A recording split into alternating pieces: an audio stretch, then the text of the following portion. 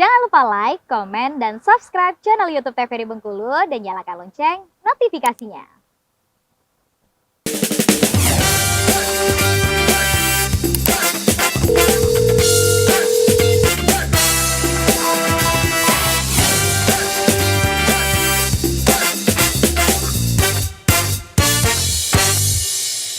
Terima kasih pemirsa, Anda masih setia bersama kami di Dokter Kita. Kita masih dengan tema yang sama, yaitu depresi. Sebelum itu untuk pemirsa yang mau konsultasi bisa langsung di WhatsApp interaktif kita di 085176764648. Kita masih bersama Dr. Lisda dan juga Dr. Pusan. Nah, sebelum itu dok ya, kepada Dr. Lisda nih. Apakah tingkat stres setiap orang tuh berbeda dok? Kadang kan ada yang merasa baru masalah yang segini gitu dok ya, dia udah stres banget nih dok. Ada mungkin orang yang lebih berat lagi gitu. Itu cara kita melihat kadar stresor gimana sih dok? Apakah setiap orang berbeda atau sama gitu? Oke, jadi jawabannya pasti berbeda ya setiap orang.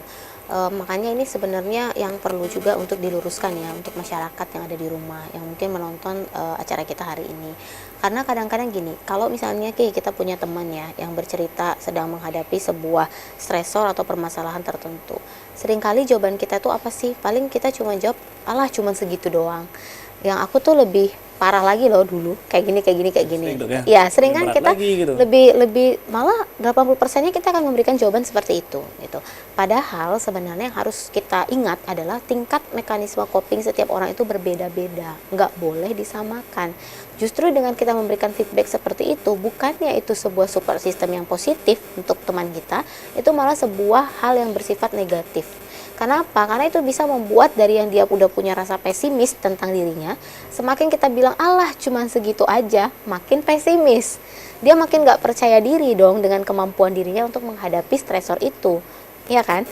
Jadi logikanya kalau dia udah punya gejala pesimistis, kita tambahi lagi dia semakin pesimis, tentu outcome-nya bisa semakin berat. Jadi harusnya kita tidak memberikan respon atau tanggapan feedback yang seperti itu. Yang harus kita ingat bahwa setiap mekanisme coping orang berbeda-beda. Jadi support system yang kita berikan itu apa? Tidak perlu membandingkan.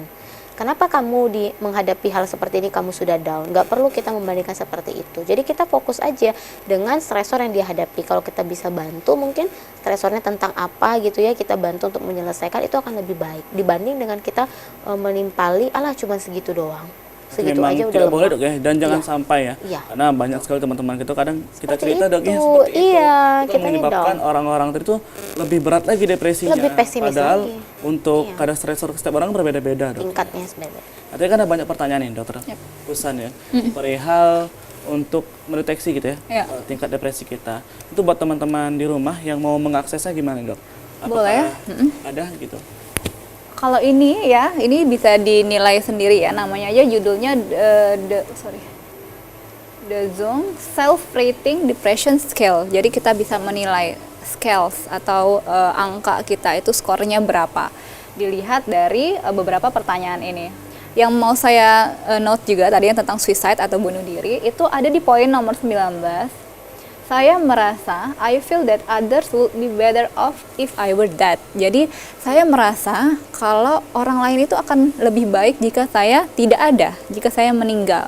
Nah, ini sudah tanda-tanda ya, kalau pasien ini mengalami depresi. Kenapa? Karena sudah ada tanda-tanda bahwa dia tidak menghargai dirinya dan merasa bahwa lebih baik dia tidak ada di dunia ini. Nah, itu harus kita sangat-sangat kita perhatikan ya, harus pay attention dengan detail pada pasien yang sudah merasa dirinya tidak berguna begitu. Nah, ini bisa diakses, bisa dinilai, cuman itu tadi ya, bukan untuk menegakkan diagnosis sendiri, bukan untuk self diagnose. Ini sebagai acuan bahwa kita akhirnya menyadari, oh ada sesuatu nih di diri kita, ada sesuatu hal yang salah nih mungkin di diri kita, sehingga kita harus periksakan ke dokter untuk mengkonfirmasi ya.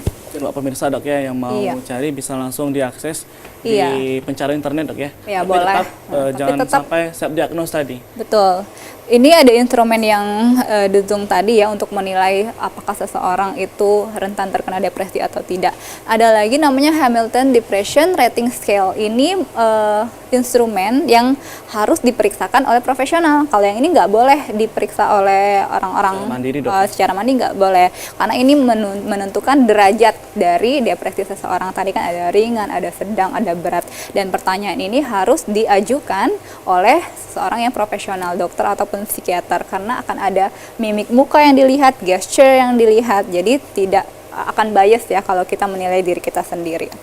Balik lagi ke diagnosis tadi, selain tadi ya penilaian objektif dengan instrumen beberapa pertanyaan, nanti akan ada pemeriksaan status mental. Tadi deskripsi umum sudah terlihat ya, bagaimana seseorang itu pembawaannya datang sudah bungkuk, sudah lihat sana lihat sini, sudah tidak fokus ketika ditanya, kemudian rasanya mengungkapkan perasaannya itu juga sudah tidak bersemangat. Nanti ada juga gangguan persepsi tadi yang sudah disebutkan sama Dokter Lisda ya, mungkin akan ada halusinasi di situ kalau misalnya sudah masuk ke depresi yang berat.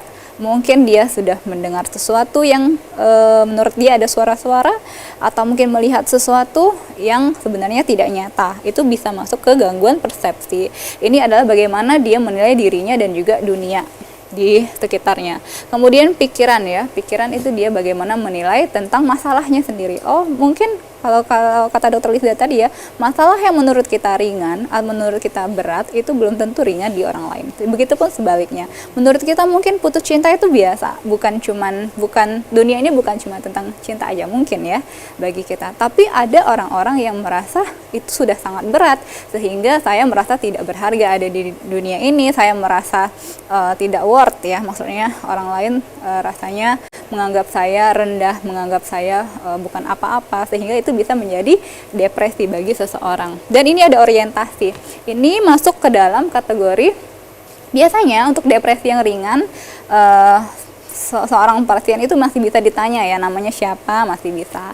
Lokasi sekarang ada di mana, sekarang tanggal berapa, orientasi waktu, orientasi tempat, itu masih bagus. Tapi untuk pasien-pasien dengan depresinya yang sudah sedang berat, itu biasanya sudah lama untuk menjawab pertanyaan tuh udah butuh waktu, kayak ditanya di mana ini butuh waktu 2-3 menit untuk mikir dulu, walaupun sebenarnya tidak terganggu, orientasinya tidak terganggu, dia tahu namanya siapa, tempatnya sekarang ada di mana, tanggal berapa, hari apa ini dia tahu.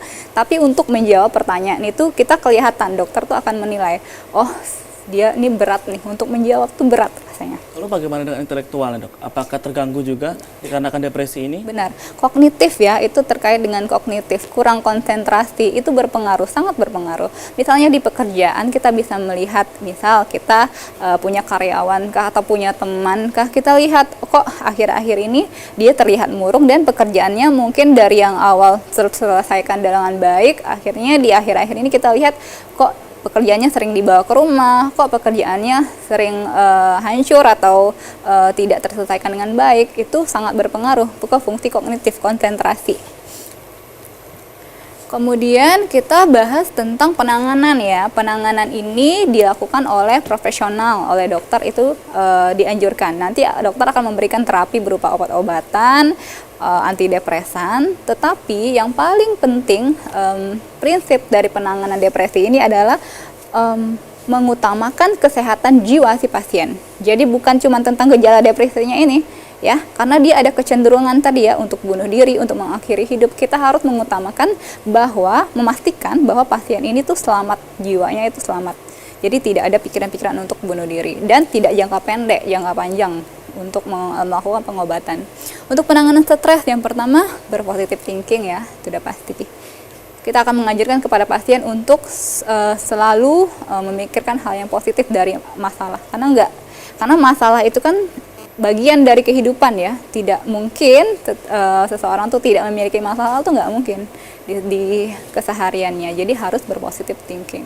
Yang kedua ini ya, jangan pernah malu untuk bertanya kepada seseorang yang profesional, memeriksakan diri ke dokter, meminta bantuan orang yang paham tentang penyakit atau gangguan kejiwaan ini. Itu karena datang ke dokter jiwa itu bukan berarti gila ya, bukan berarti gila. Gangguan kejiwaan itu sangat banyak bentuknya, dan melakukan pemeriksaan ke dokter jiwa atau ke psikiater itu bukan berarti kita itu sudah pasti terdiagnosis gila, itu enggak. Justru ketika kita meminta bantuan kepada profesional, kepada dokter, kepada psikiater, itu artinya kita masih sadar bahwa kita tuh butuh bantuan seseorang untuk memperbaiki apa yang terjadi di diri kita. Begitu. Ini tuh masih banyak, Dok ya, kita melihat teman-teman tuh masih ragu gitu karena Betul. takut untuk memeriksakan diri ke dokter mitos kejiwaan tadi. Ya, Karena ini ya orang kalau kita Kalau rumah sakit jiwa itu kan terlalu negatif dok ya. Stigma ya dari Ya, masyarakat. stigma negatif. Stigma Harus negatif. Oh, kita luruskan. oh ke rumah sakit jiwa. Oh, gila ya gitu. Oh, ada gangguan ya. Padahal enggak. Kita boleh, sangat boleh untuk memeriksakan kesehatan mental kita ke dokter jiwa, itu sangat boleh ya. Kemudian yang ketiga ya, Dokter Lisda tadi bilang mungkin akan ada pengaruh ke hobi. Selama ini suka olahraga jadi murung, jadi nggak mau olahraga lagi. Jadi caranya apa? Ya mencoba untuk tetap melakukan hal yang kita suka. Misalnya kita suka masak, kita coba coping mekanismenya dengan masak, dengan mungkin kalau kita hobi nyanyi, kita dengan bernyanyi gitu ya. Ini olahraga yang paling penting juga ya, olahraga, terus tertawa, dan yang terakhir itu mendekatkan diri kepada Tuhan atau kepada Allah. Karena mendekatkan diri kepada Tuhan ini maksudnya adalah untuk meyakinkan ke diri kita bahwa tidak ada masalah yang tidak bisa terselesaikan, pasti selalu ada jalan keluar. Tetap deh, penanganan stres itu bisa dilakukan secara diri sendiri dok ya. Betul. Jadi kita juga harus positive thinking, olahraga dan sebagainya. Kita akan bahas lagi dok ya. Oke. Untuk pemirsa di rumah, kita akan bahas lagi lebih lengkap mengenai depresi ini setelah jeda pariwara berikut ini. Tetaplah bersama kami di Dokter Kito.